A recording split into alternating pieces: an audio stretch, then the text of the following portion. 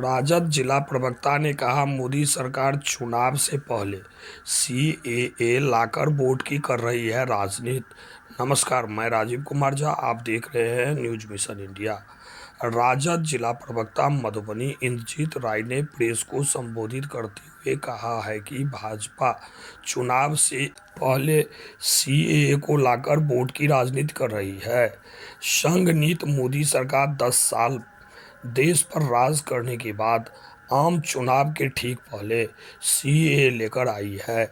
ऐसे वक्त जब गरीब और मध्यम वर्ग महंगाई से करा रहा है और बेरोजगार युवा रोजगार के लिए दर दर की ठोकरें खा रही है, उन असली मुद्दों का समाधान करने की बजाय ये लोग सीएए लाए हैं।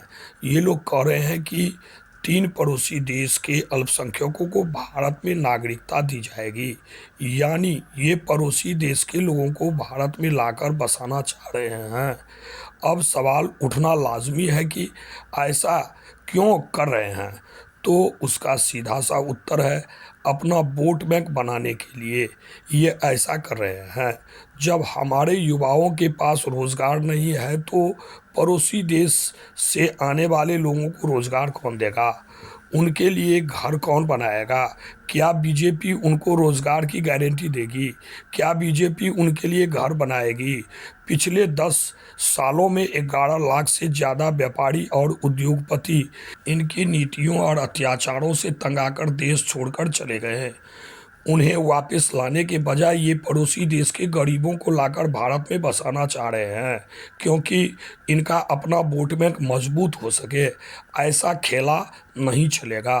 पूरा देश सीएए का विरोध कर रहा है। पहले हमारे बच्चों को नौकरी दो, पहले हमारे लोगों को घर दो, फिर दूसरे देश के लोगों को हमारे देश में लाना। पूरी दुनिया में हर देश दूसरे देशों के गरीबों को अपने देश में आने से रोकता है, क्योंकि इससे स्थानीय लोगों के रोजगार और देश के आर्थिक स्थिति पर प्रभाव पड़ता है।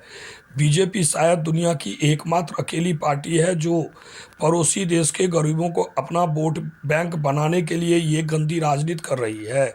ये देश के खिलाफ है। खासकर असम और पूरे उत्तर पूर्वी भारत के लोग इसका सख्त विरोध कर रहे हैं, जो बांग्लादेश से होने वाले माइग्रेशन के शिकार रहते हैं और जिनकी भाषा और संस्कृति आज खतरे में है। बीजेपी ने असम और पूरे उत्तर पूर्वी राज्य के लोगों को धोखा दिया है, जिसका खामियाजा उसे उठाना पड़ेगा।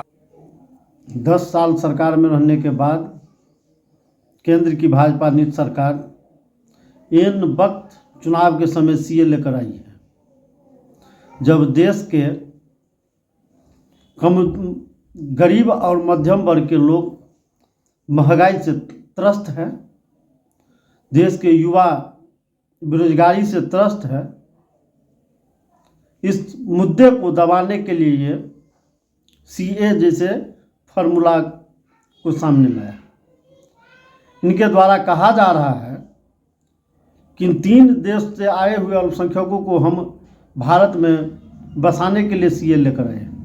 लेकिन सवाल है कि जब देश के युवा, छात्र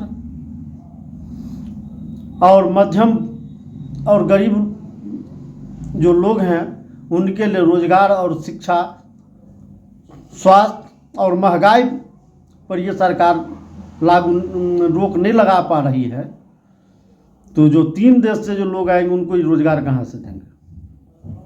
सवाल है कि देश महंगाई से त्रस्त है, युवा बेरोजगारी से त्रस्त है, और ये 3 देश से लोग ला करके भारत में बसाने की बात करते हैं। सवाल है कि उनके लिए घर क्या भाजपा अपने निजी फंड से बनाएगी या उनको रोजगार ये कहाँ से देगी?